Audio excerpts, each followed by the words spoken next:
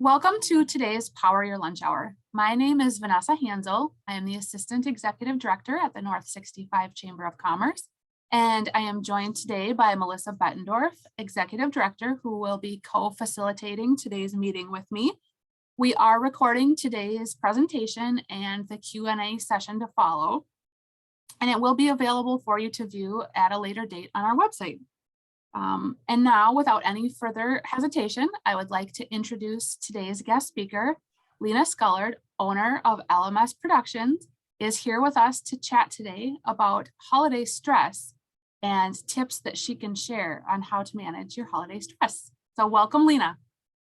Thank you so much, Vanessa. Hi, everyone. I'm Lena Scullard. I've been a member with North 65 Chamber for just going on about a year, I think, coming up. And I really wanted to take a few minutes to just share during one of these Power Your Lunch Hours. I love that they do this every month just so that you get a quick fix of something new, something you can learn, something that can help you get through the next month. And obviously, we're just entering the holidays this week. This week is Thanksgiving, and then our busy holiday season is upon us.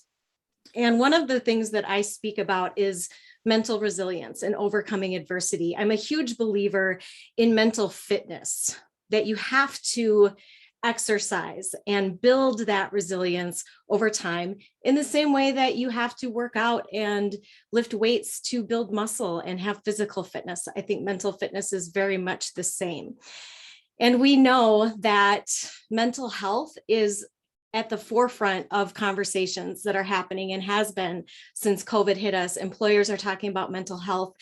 We as employees, our family members, teachers, we're worried about our kids and their mental health. So it's a topic that's very near and dear to my heart. And I've been speaking on this quite a lot this year because it is such a hot topic. And what I want to share with you in the short 30 minutes that we have together is my mantra that I have come up with through being type 1 diabetic for 30 years, through being a millennial who went through depression because life did not turn out, adulthood did not turn out the way I expected it to, like many others in my generation. This mantra helps me get through conflicts at work, conflicts with family, and it definitely helps me maintain my stress and sanity during the holidays. So I want to go ahead and share my screen so that you have some visuals to go with as I kind of walk you through this mantra, this process that I have. And for those of you that might not know what a mantra is it's a phrase or an affirmation. It's something that you say to yourself, whether it's out loud or in your mind, that can really help you refocus when you're having a challenge. And so that is what my Stitch It Up mantra is for those moments in your life when life pushes on you and causes you stress or causes some kind of negative emotional reaction. And that's what we're talking about today. So I had asked some of you as you were coming in to tell me in the chat box or let me know what are the biggest things that cause you stress during the holiday. And for those of you that are watching at home, you can write it down on a piece of paper. In fact, I'd like all of you to write down what's one big thing that causes you stress or that's causing you stress right now today with the upcoming holiday season. And I want you to write that down. And as we go through the steps of this mantra, I'm going to have you think about that stress and how you might handle it differently, look at it differently, plan something differently to help that stress be less in your life. So go ahead and write that down.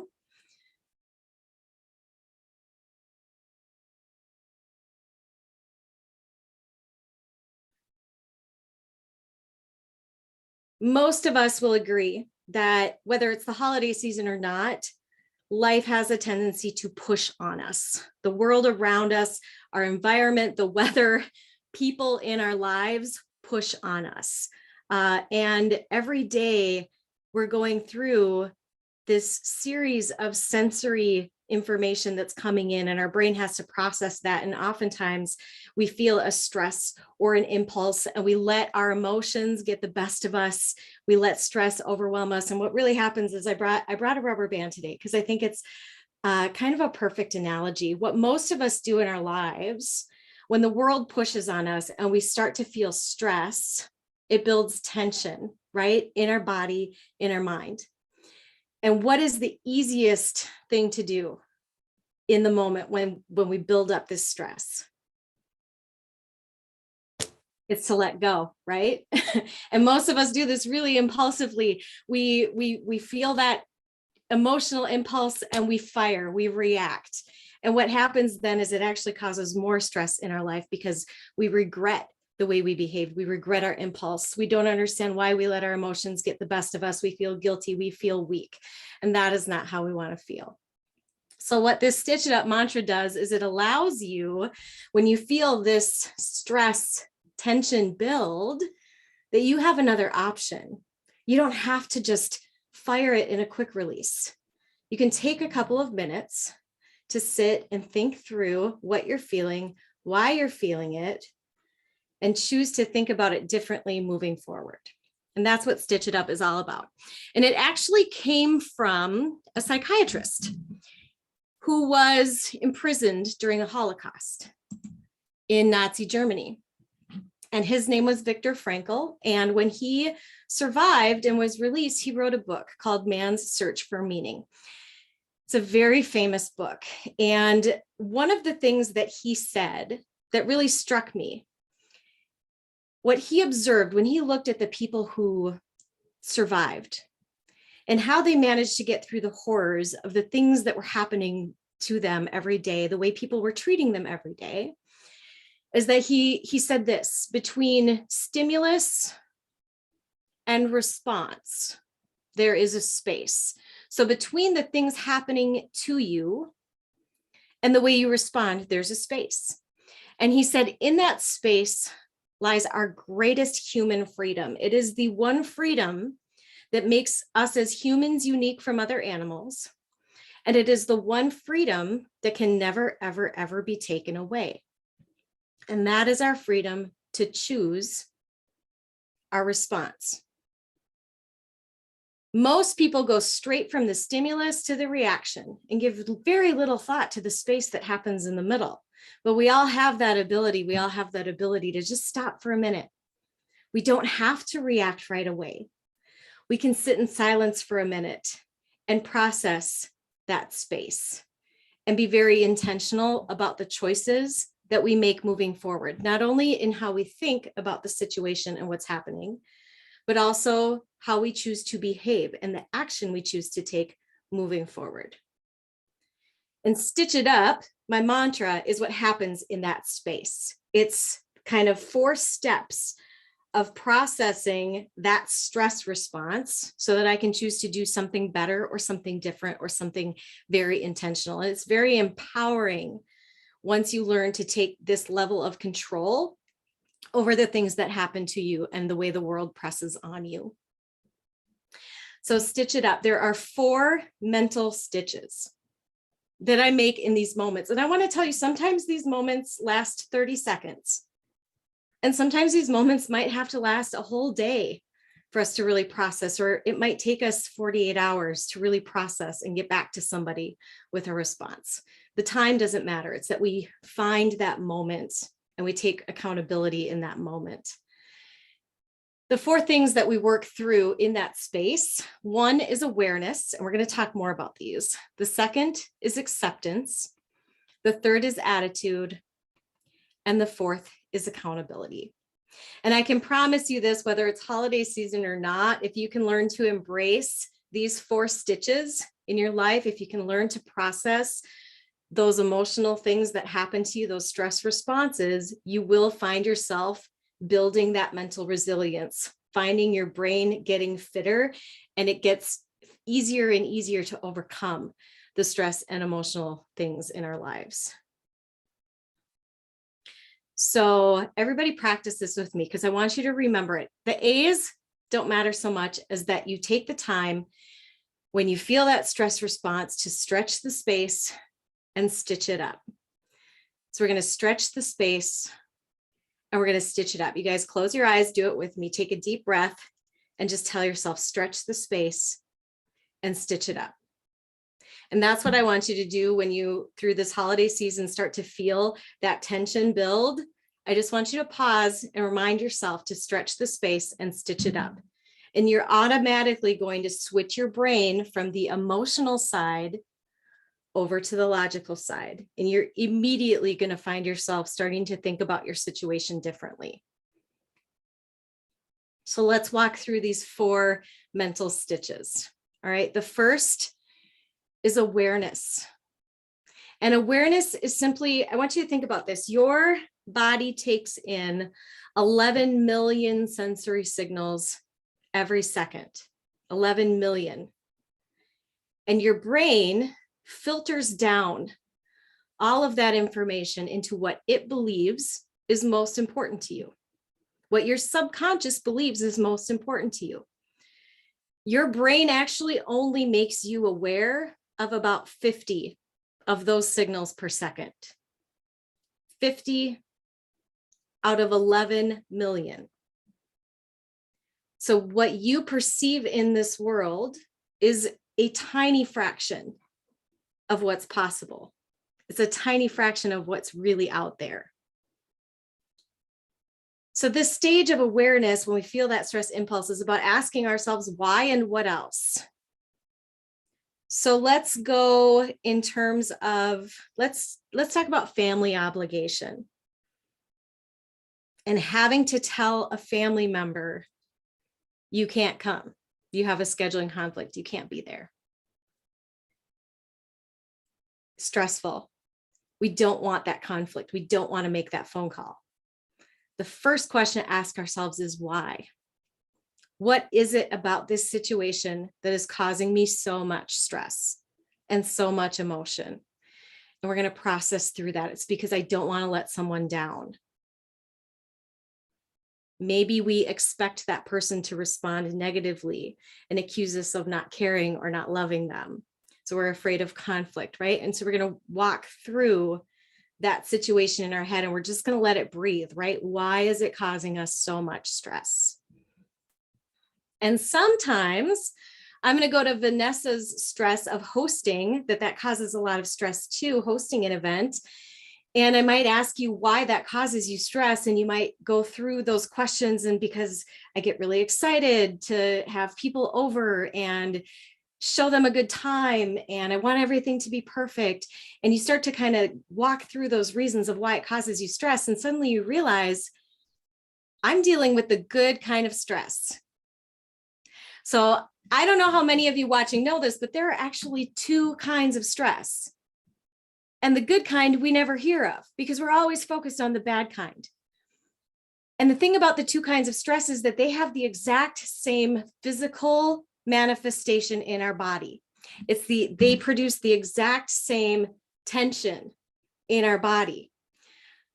The one we're used to is distress. And distress happens when we're trying to avoid something negative, or we're afraid that something's going to happen. We feel this negative stress called distress. But we also can experience eustress. That's eustress, eustress. And eustress is good stress. It's stress we feel in anticipation, in excitement, because we care, because we're about to do something new or hard, and we have that kind of excited energy. It feels the same in our body. The difference between the 2 is how we choose to think about it. So if you instantly feel this stress response and you're thinking, oh my gosh, I'm so stressed, stop and ask yourself what kind it is.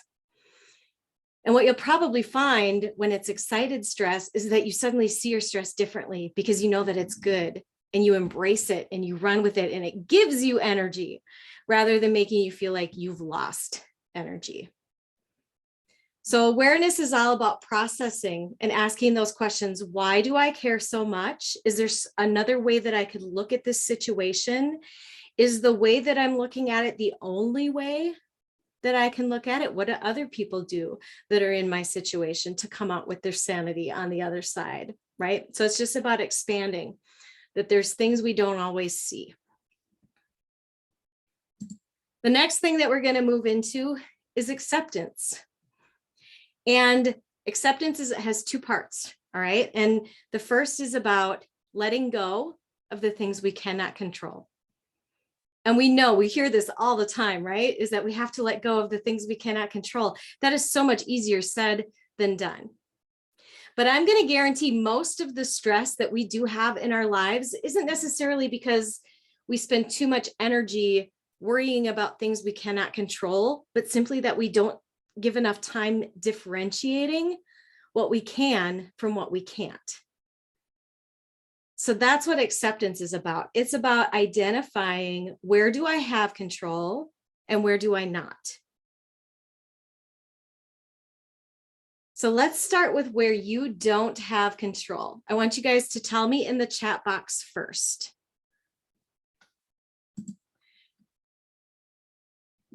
Looking at your stress that you wrote down. Give me some examples in the chat box of things you cannot control within that thing that's causing you stress. What do you need to let go of? Give me a list.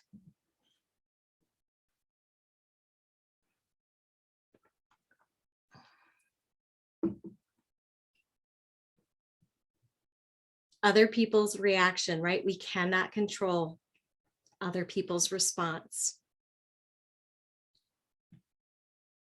What else can we not control? Melissa, the weather. It is amazing how much stress the weather can cause us when it's something that we absolutely have no control over. Okay, so we're going to shift gears because when we talk about worry and letting go of things we can't control, that's something I've heard 1,000 speakers talk about, right? Is letting go of the things you can't control. The part of this that people often miss that I think is even more important is that not only do you need to let go of the things you can't control, but you have to take ownership for the things you can. That's where the confidence comes from. That's where that feeling of, I got this. That's where the feeling of empowerment comes from, is from identifying the places that you do have control and then agreeing to own it and commit to it and take full advantage of it. So tell me in the chat box, again, looking at the thing you identified as your stress, where do you have control? Where do you need to seize it and own it?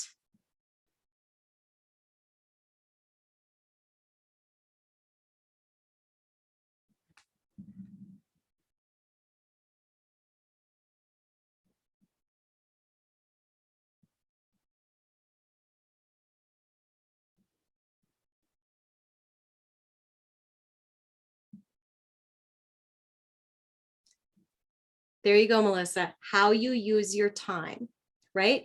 We don't have control over the amount of time that's in a day, but we do have control over how we use and plan our time.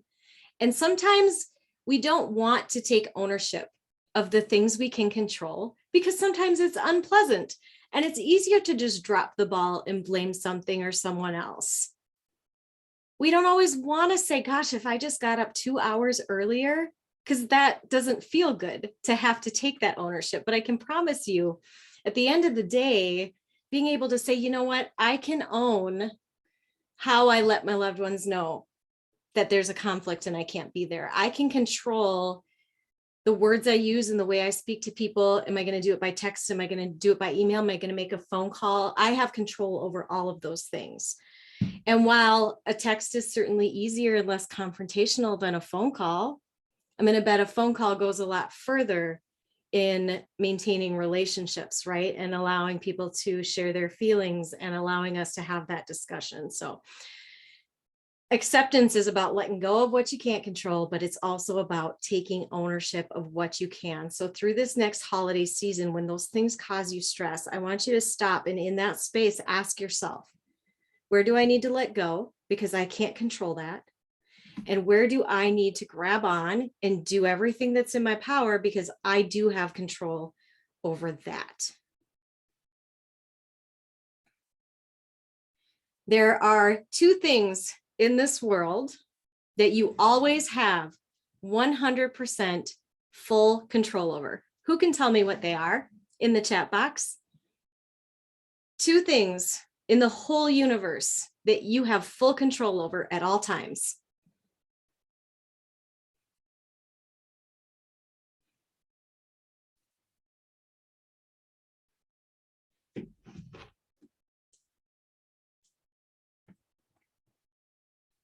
Jessica, yes, your actions, what you do, your behavior, the next move you make, you always have control over what you're going to do next. What else? What's the second one? Thank you, Melissa. Your thoughts, right? And your thoughts very often precede your actions. So usually one has to come before the next. And that's really where the next stitch comes in the 4 mental stitches, and that's attitude. Some people think that attitude has a lot to do with how you feel, but I'm going to tell you this, you actually don't get to choose how you feel at all, not in the moment anyway. Your feelings, your emotions are a chemical cocktail mixed up for you by your subconscious based on your previous historical experiences and anticipated results of the situation. You don't get to decide whether you drink that or not. If your brain decides that you're going to be scared, you're scared, you're sad, you're happy, you're happy. We don't get to control that moment to moment. What we can control, again, is how we might shift our thinking when we're in that space between our emotions and our response. And attitude is about how you are going to think about how you're feeling moving forward. So I always tell people, don't try to deny your emotions or feel bad about your emotions or think that they're somehow going to be in control of you. You just have to practice finding that space. Where you feel angry, you find the space and you choose different actions moving forward. And when it comes to having the right attitude to move forward, this is not about positivity, right? A positive attitude definitely helps, but it's not the only way to move forward in a positive way. So I always teach people you have 3 major categories to choose from when you need to decide to think about something differently. And these are your 3 choices. You can choose to laugh about it because, gosh, sometimes life is funny, right? And it might not feel funny in the moment, but ask yourself, a year from now, when I look back on this, is it going to make a good story? Is it something I can laugh about? Why wait a year? Laugh about it now. You can also choose to heal, to let go of any anger or resentment that's coming from the situation, because life is too short for open wounds. So let's not carry anger. Let's let that go. And then the third option is to focus. You'll hear football coaches say, stitch it up, and meaning that you know the play, you know what you have to do, get out there and do it. And so that's just about saying, you know what, I am going to buckle down and I'm going to focus on this thing that's in front of me because it's important to me, and I'm not going to let it get the best of me. So those are the kind of 3 categories that you can always choose from. And then the last stitch is accountability. And I like to quote Maya Angelou when I talk about accountability, because she said, do the best you can with what you know. Until you know better, then do better. And that's what accountability is all about. Spending this half an hour with me isn't going to change your life, right? But learning a new skill like this stitch it up mantra and then practicing it every day in your real life, that's accountability. And that's what mental resilience is about. You can't just become mentally strong one day, just like you can't go enter a strongman competition one day without training. So we have to practice our habits and our daily behaviors in order to build our mental fitness. So how do you do that? There's a lot of different ways that you can do that. A lot of mental fitness experts will tell you that journaling is a great way of reflecting and sitting in that space a little bit longer and thinking about things. I am not much of a journaler. My thoughts rapid fire way faster than what my pen can keep up with. I've tried to be a journaler in the past. It doesn't work for me. But there's other things that can work. One might be meditation, spending some time breathing and slowing down your thoughts. Prayer is a big one for me. I'm a very spiritual person, so I spend a lot of time talking to God and asking for guidance and asking for help and asking for wisdom. You can exercise, go for a run and be alone with your thoughts and spend that time practicing. Conversation with a partner, call your mom, call a friend, vent it out, call someone that can help you talk through it. And then finally, my other favorite one is just talking to yourself in the mirror. When you find yourself in one of those moments where you just need to breathe and find that space, go lock yourself in a room, look in the mirror and just talk it out with yourself. So again, this is really about what we learn to do in order to stop ourselves from snapping, where we can actually sit in that space and do what we need to do to calm the emotions, to switch to the logical side of our brain and really start to think about what our thoughts and actions need to be to carry us through, to let go of the stress and make the best decisions that we can moving forward. So if you do this, you can overcome, you can do more than survive the holidays. You can get through on the other side and feel like not only did you take care of the people in your life, but that you took care of yourself during that time as well. And that's one of the places that we often forget during the holidays, is to take care of ourselves. So everybody do it with me one more time. Stretch the space and stitch it up. And I think I might have even gone a little bit late, but I do want to know if you have questions or unique situations that we can walk through together.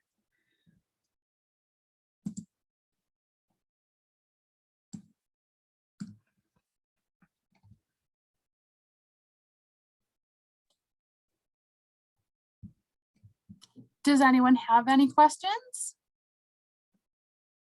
Everyone feels well prepared to tackle the upcoming holiday season? All right, well, if there are no immediate questions, we will conclude today's presentation, and Lena can stay on for a few minutes after the program concludes here. If anyone does have any questions that they want to ask her offline, I'd like to thank you all for joining us today. You'll find all of the latest information about this program and other chamber programs on our website, north65chamber.com.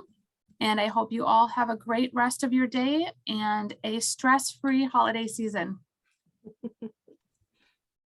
Thanks, Lena.